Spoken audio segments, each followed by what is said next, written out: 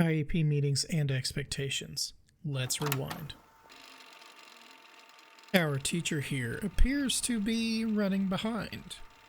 More than likely, they are not prepared to effectively lead an IEP meeting. Let's go back and review our expectations. First, we'll review what needs to be done during the preparation phase. Second, we will review appropriate facilitation procedures. And lastly, we will review completion requirements. Before the day of the IEP meeting, case managers, teachers must pull together all relevant data.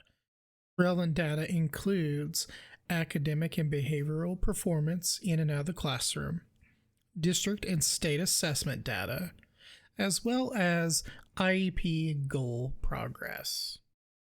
Combined with a review of the student's area of eligibility, or areas, as well as the student's prior evaluative testing, this data should be used to support the development of goals moving forward for the next IEP year. Now that we've completed our data dive, next we need to take a look at the IEP draft.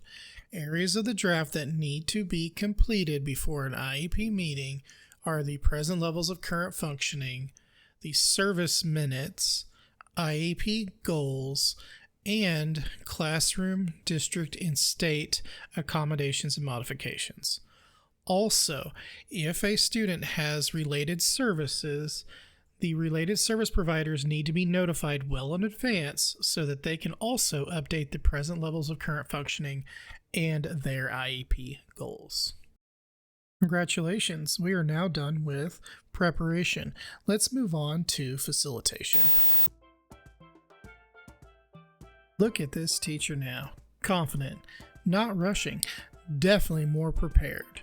This teacher is ready to facilitate an IEP meeting.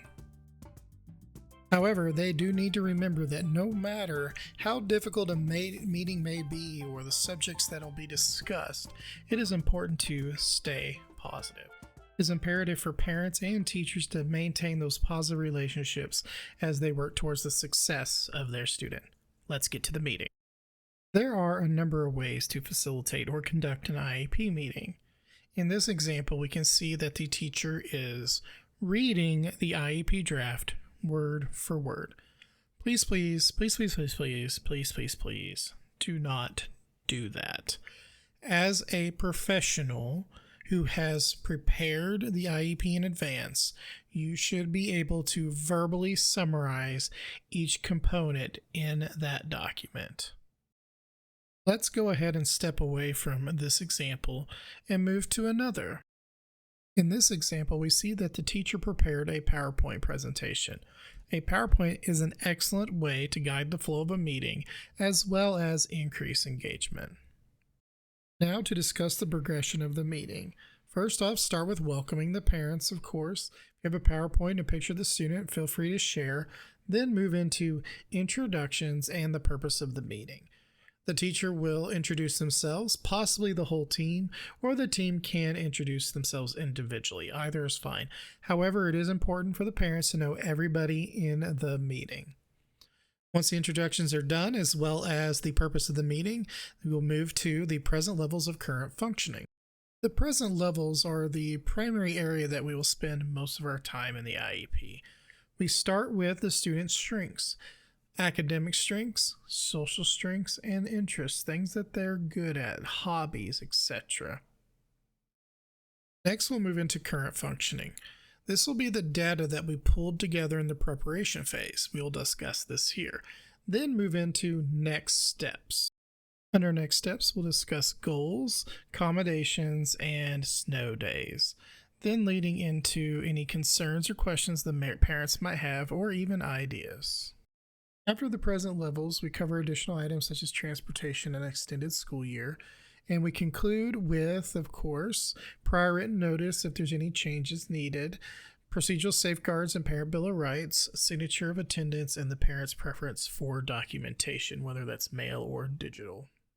After you've concluded the meeting, your facilitation task is complete. Congratulations. Now to complete the paperwork. Because we completed the majority of the draft IEP before the meeting, during the preparation phase, there shouldn't be a lot left to do. However, please go through the IEP, checking each area to ensure it is completed and matches the notes from the meeting.